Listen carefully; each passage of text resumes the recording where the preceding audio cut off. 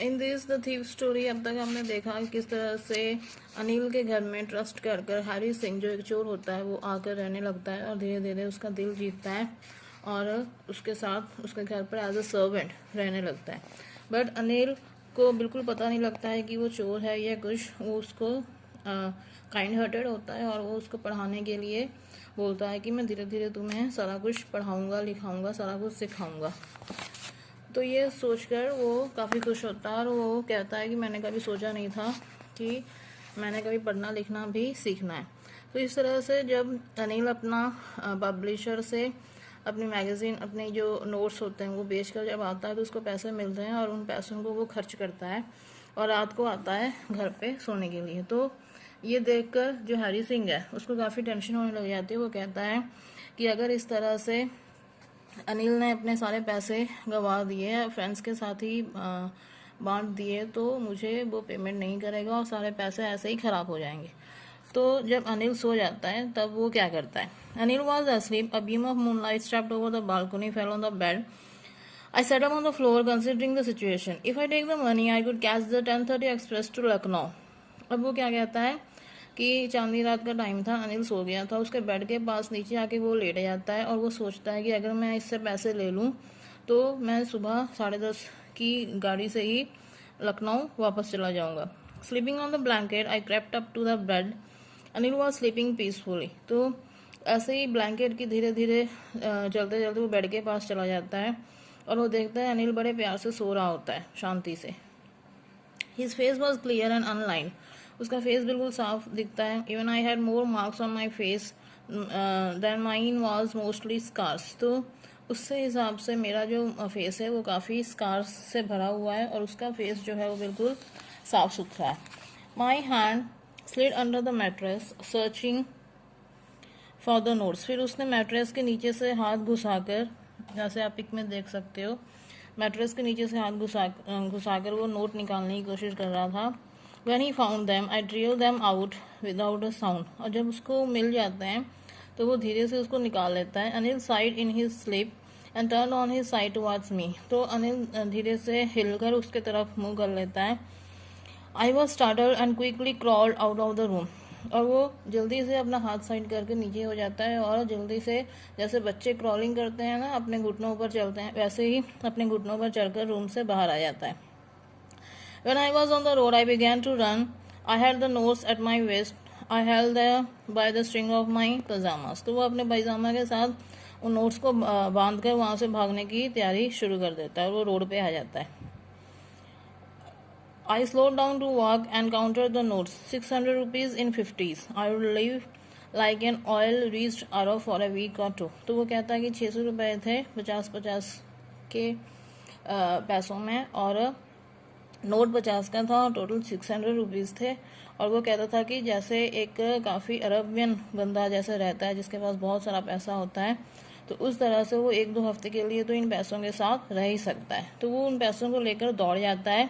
रात की 10:30 की एक्सप्रेस के साथ वो कहता है कि मैं लखनऊ पहुंच जाऊंगा। When I reached the station, I did not stop at the ticket. और जब वो स्टेशन पर चला जाता है तो वो टिकट के लिए वेट नहीं करता है। I had never bought a ticket in my life, but dashed straight to the platform.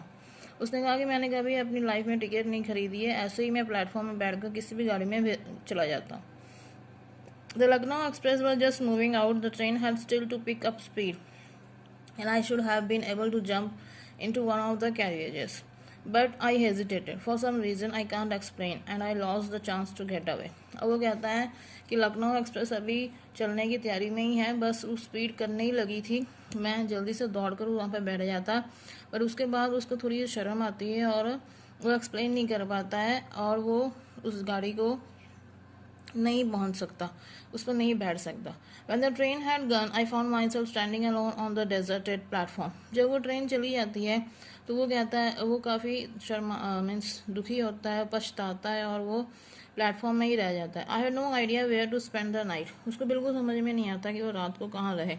I had no friends, believing that friends were more trouble than help. अब उसका कोई फ्रेंड्स भी नहीं था या जिसके पास वो जाए, और जिसके साथ उसने फ्रेंडशिप की थी उसको काफ़ी उसने दुखी कर दिया। And I did not want to make anyone curious by staying at one of the small hotels near the station. और वो कहता है कि मैं किसी स्टेशन के पास भी नहीं रुकना चाहता, किसी होटल में भी नहीं ठहरना चाहता। The only person I knew really well was the man I had robed. तो वो जिस बंदे को जानता था, एक ही बंदा था वो, और वो उसके पैसों को चुरा कर वो आ गया है। Leaving the station I walk slowly through the bazaar. और वो बाजार की तरफ जाने लग गया। In my short career as a thief I had made a study of men's faces when they had lost their goods.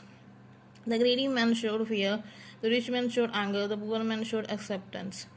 तो अब वो कहता है इतने छोटे कैरियर में उसने काफ़ी कुछ सीख लिया है और काफ़ी लोगों के चेहरे वो पढ़ने लग गया है।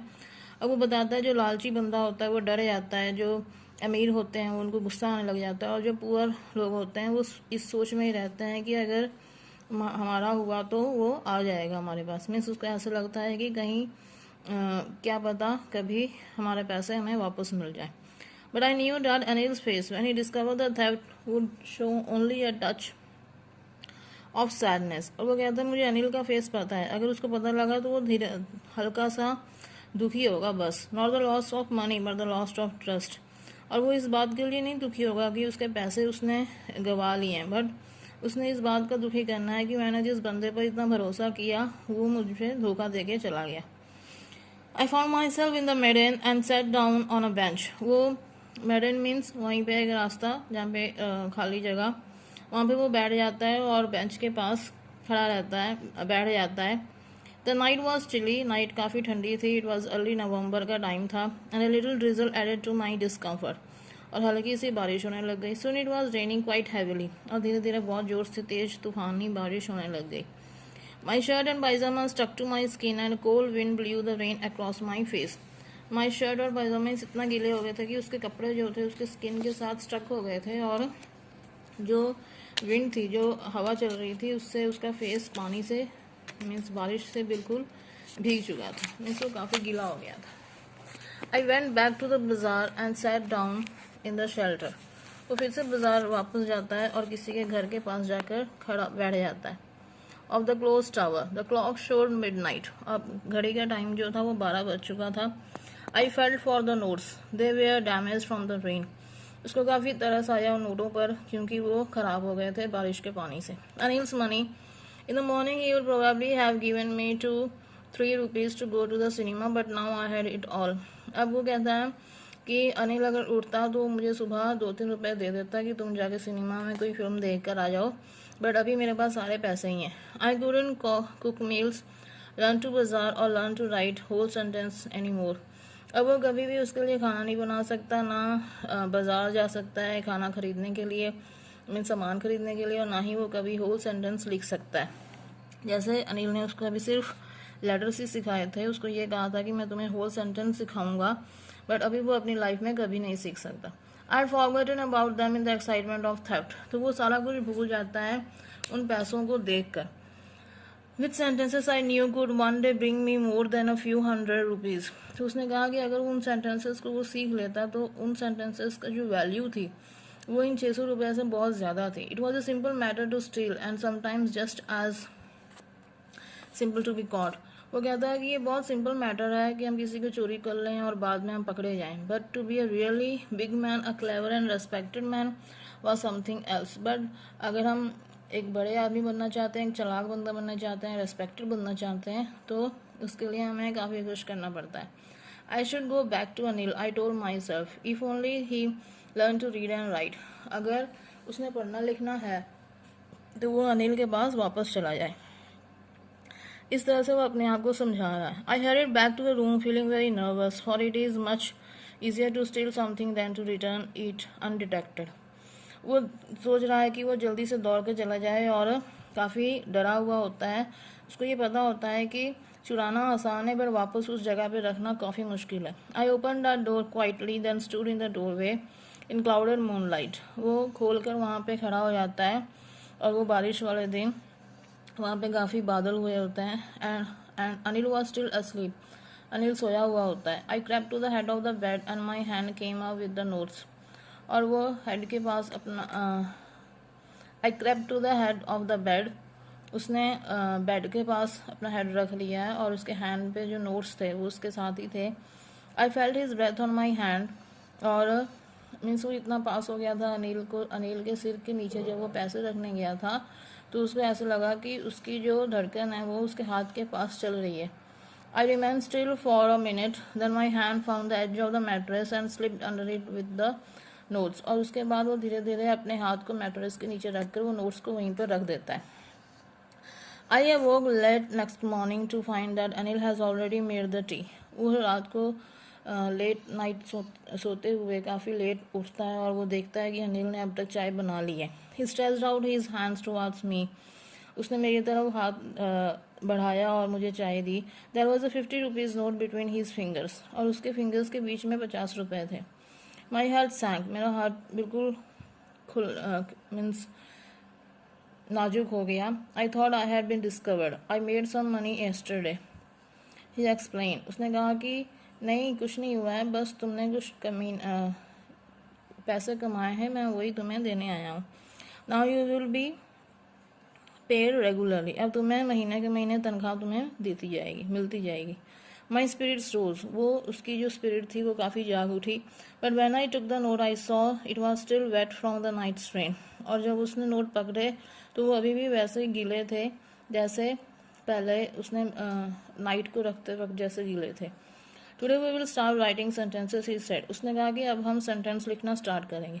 He knew but neither his lips nor his eyes showed anything। I smiled at Anil in my most appealing way and the smile came by itself without any effort। तो उसको पता तो सारा कुछ था बट वो कुछ बोला नहीं और उसने सिर्फ अपनी स्माइल देकर रख दी। और हरी सिंह कहता है कि मुझे डाउट था कि उसको सारा कुछ पता लग गया है पर उसने मुझे कुछ नहीं कहा। तो this was the story written by Ruskin Bond. यहाँ पे उसको एक पछतावा होता है कि वो इतने अच्छे सिंसियर बंदे के साथ चोरी करता है, बाद में वो खुद अपनी चोरी को सुधारने के लिए उसके पास वापस आ जाता है और वो इस तरह से अपनी जो गलती है उसको सुधारने लग जाता है। और यहाँ पे आपके जो क्वेश्चन आंसर है वो आपने नोटबुक पे लिख लेना है। Here your chapter is over.